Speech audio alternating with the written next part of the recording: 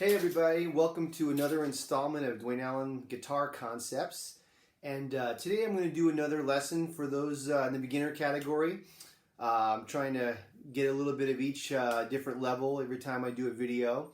And I think it's time to get back to some of the newer guitarists out there that need some help with some things. I'd like to talk today about technique, okay? Technique is like something that every musician talks about, every guitar player talks about. And I think it's one of the most important things you can work on as a guitarist, especially in the beginning, okay?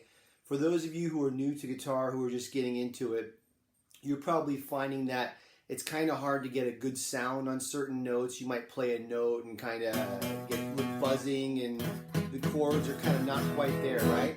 That's a technical issue, okay? And that's why as a guitarist at any level, you know, technique is a very, very important part of your daily practice, okay? And I think in the beginning stages, even more so, because if you can't get a good sounding note or chord, then everything else kind of goes out the window. You know, as you get more advanced, there's other things to think about, like rhythm and musicality and all that, but technique is really important, okay?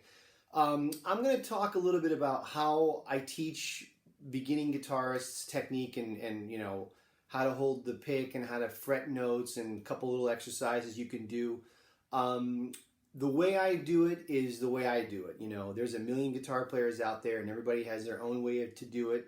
And, you know, I'm not saying that my way is the right way and other ways are wrong. I'm just saying this is how I learned from my teachers and this is how I teach it now. The first thing I want to talk about is how to hold the pick, okay? If you watch hundreds of guitar players, all different styles play guitar, they're all going to hold the pick differently. A lot of people tend to play with like this. I didn't learn that way. My teacher that I studied with as a kid, a guy named Vincent Breedice, he was an old school guy from like the 50s and 60s, and I was lucky enough to study with him on the tail end of his career.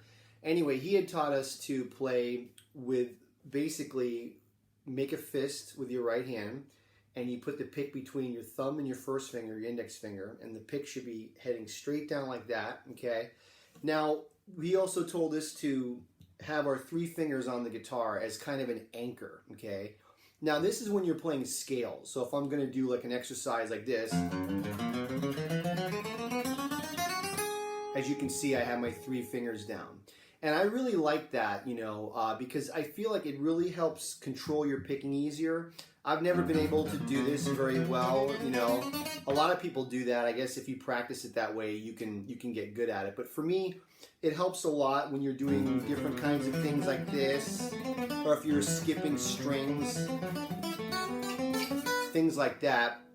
It really helps with the accuracy and basically just anchoring your picking hand. So that's what I recommend my students to do. Three fingers down. I always tell my students, curl your fingers so that when you're going to the higher pitch strings, your fingers can go with it.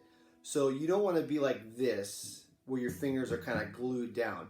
You want to curl them so that they're on kind of like the nail. And that's why the pick guard's there, so you don't damage your guitar. But as your hand goes down, your fingers can move with your hand, okay? That's how I learn and that's how I teach, okay? I think it's really helpful and it works for me and for my students. As far as this hand goes, you want to think kind of like a classical guitar player. I always tell my students when it comes to technique on the guitar, you should always try to emulate classical guitarists because they seem to have the best technique out of all the different genres as far as speed and sound and everything.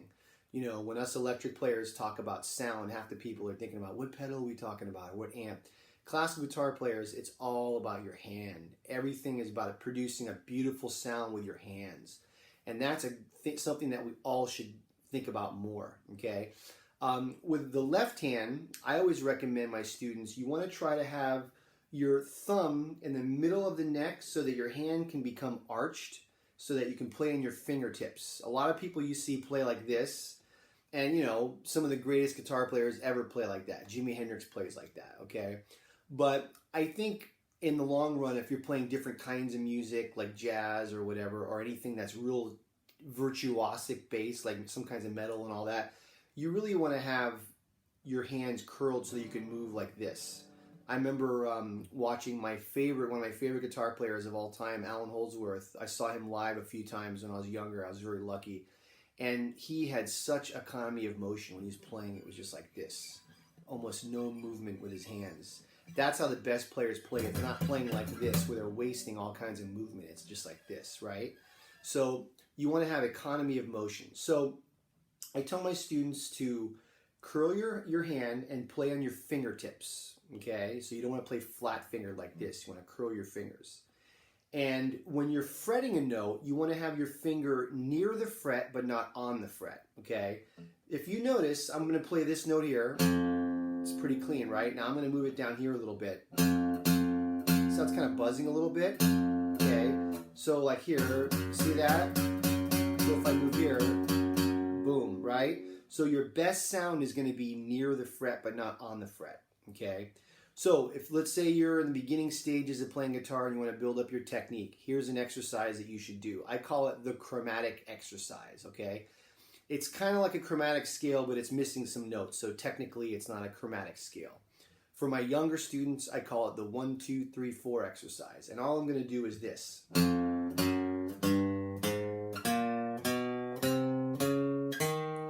Just 1, 2, 3, 4 on every hand. Now here's what you want to do when you're doing this. We're going to use what I call alternate picking. So you're going to pick the first note down, the second note up, the next note down, the next note up. So when I'm picking down, I'm picking into the next string. But when I'm picking up, I'm kind of picking out. So let's say if I'm in the middle here, down, I'm not going up like that. That's not a good way to do it, where you go like this, right? You want to pick down, out, down, out, down, out. So when you do the exercise, you want to do alternate picking. You want to curl your fingers. You want to play near the fret.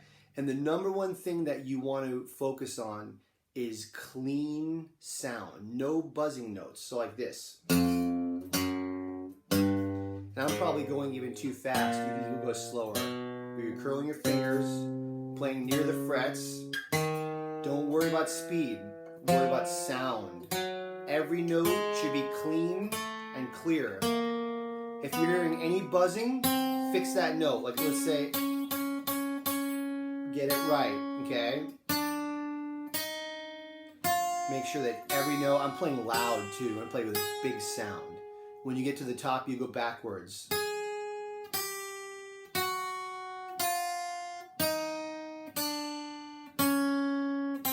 Very simple exercise, not fun, it's just kind of boring, right? But it's really important because it helps get your sound together. And your hands get to work together. Your left and your right hand are working together in tandem. Okay? This is something that a lot of guitar players neglect. I see a lot of beginners that, you know, they come to me, they've been maybe playing a few months or whatever, and they never practice technique or scales, and they come in and all their chords like this.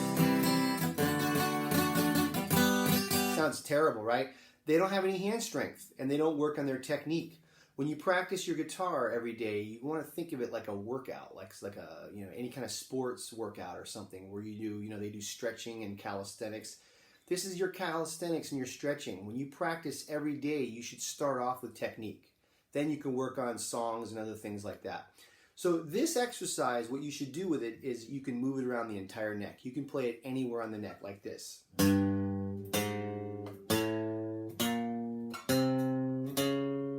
Right? 3rd fret. You could do it on the 8th fret. Still curling my fingers, not playing flat fingered. Use this as a time to work on every note, real clear. If you have a metronome, even practice it to the metronome. I'm going to actually talk more about the metronome on another lesson because that can be really helpful. Let's do one more scale, okay? I'm not going to show you a ton of scales in this lesson. I just want to show you a couple that I give my students. These are things that I have my beginning students work on, okay? Another one is going to be this movable G major scale form, okay? I'm calling it a G major scale because it starts on the note G, this particular one. So let me show you how to do the scale, and then I'm going to show you how to practice it. So it's 2nd finger on the 3rd fret of the 6th string, pinky on the 5th fret, first finger on the 2nd fret of the 5th string, 2nd finger on the 3rd fret, pinky on the 5th fret of the 5th string, 1st finger on the 2nd fret of the 4th string, 3rd finger on the 4th fret, pinky on the 5th fret, 1st finger on the 2nd fret of the 3rd string, 3rd finger on the 4th fret, pinky on the 5th fret, 2nd finger on the 3rd fret of the 2nd string, pinky on the 5th fret, 1st finger on the 2nd fret of the 1st string, 2nd finger on the 3rd fret. That's a G major scale. We call it a 2-octave scale because it goes 1 octave and then another octave. Okay, so when you practice this scale, what you want to do is take it slow and get a good sound. You're going to have the 3 fingers down, you're going to pick alternate, okay, and you're going to curl your fingers and you just want to get a good sound. And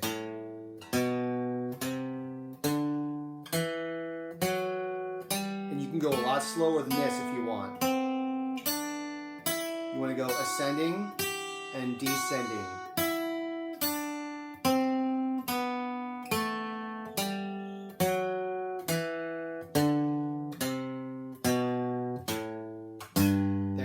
G major scale, 2 octaves, right? Now, this scale is movable, which means you can play it anywhere on the guitar neck. And for those of you who know all the names of the notes on your fretboard, which if you've seen my first video, you would know that. I teach that in my very first video, how to figure out all the notes on the neck.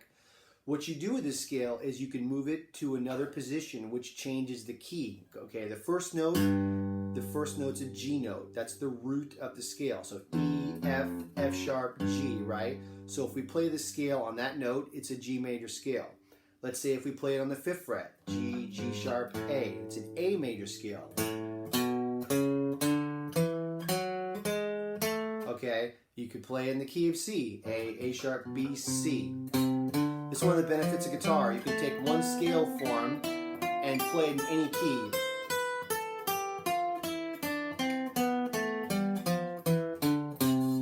Okay, now I could talk about 50 other different scale forms that you could practice, and I can talk about many different ways of practicing your scales, like with a metronome, doing it with different exercises and different patterns. Those are all things that you can get into, but for now, if you're in the beginning stages, the first thing you want to do is take these 2 scales, the chromatic exercise and the major scale, and just move it around the neck. You should spend time on this every day. Your fingers should be a little tired and sore. That means you've got a good workout, okay? That's basically the technical part of scales that I want to talk about. I want to talk a little bit about chords for a moment as far as sound and good technique of a chord, right? The phrase that I always use for teaching people how to play chords cleanly is the phrase curl and crush. It's kind of a silly term, but that's what I use. Curl and crush. What that means is, let's say if I'm playing a C chord, this one's kind of hard for beginners. You got to curl your fingers, so you don't. If you play flat finger like this, you're going to get all blocking everything, right? You want to curl your fingers so that you're playing on the fingertips. Curl and crush, which means push hard, right? Little kids, I tell them to do the football face, right? But if you curl and crush, it'll help you get a good sound. Now, the best way to practice chords when you're first learning these is to arpeggiate them, which means to play them separately, play each note separately. So like this. Okay? If you get this kind of thing going on, right, it helps you isolate, like, okay, I got that note, and oh, I'm blocking, right? Okay, so if you curl and crush, it's going to make it easier to play these chords. And one of the challenges of chords in the beginning is fingers blocking unwanted strings. For instance, the G string is open on the C chord, right? If your second finger is down just a little bit, it's going to block that note. So you have to curl that finger so it gets out of the way. See that? Same thing with a D chord. Like a lot of my students, their D will sound like this. Right? The key is curl and crush, but also play higher up inside the fret. So notice my third finger is in the lower part, right? Now watch this, right? So first finger, third finger, second finger, high up in the fret, curl and crush. And then E chord, same thing. If I'm too low in the string, right, higher, boom. Right, bring it higher in the fret. Okay, that's the secret of getting chords down with a good sound. So what you want to do after you do your scales is you practice all your chords, your basic chords, A, B, C, G, D, E, E minor, those kinds of chords. You can find them all over the internet. They're easy to find. But you want to work on curling and crushing, arpeggiating the notes, okay? Get them clean. If your chords aren't clean, you're not ready to play a song yet, okay? Once they're clean, then what you do is you just practice switching random chords to each other. C to G, back and forth. Make it like a switching game. You might take you a second, like... Right? It's okay. Songs are all about chords, and what do we do in songs? We switch chords. That's what we do. So you got to work on being able to switch your chords quickly, right? And clean. So you take any song you're practicing and take the chords and switch them.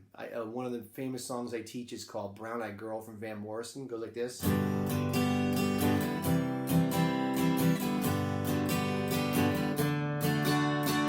G, C, G, D, right? So what I tell my students is practice switching the chords without any kind of strumming. So I go G, C, G, D, and I might arpeggiate them first. If they're not clean, then you need to fix that.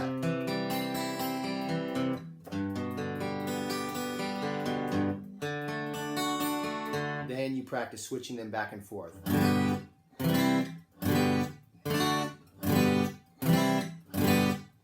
Got the idea? Okay, I'm going to stop it there. I don't want to make the lesson too long. So those are some of my thoughts on technique. There's a million other things we can talk about with technique, but that's a good place to start if you're in the beginning stages of learning guitar. If you have any questions or comments, leave them at the bottom of the page. Please hit subscribe if you like the lesson. And if you're interested in taking lessons with me through Zoom or FaceTime, please hit me up on the page. I'd love to work with you. And thanks for listening, and I look forward to seeing you next time. Have a good one. Bye.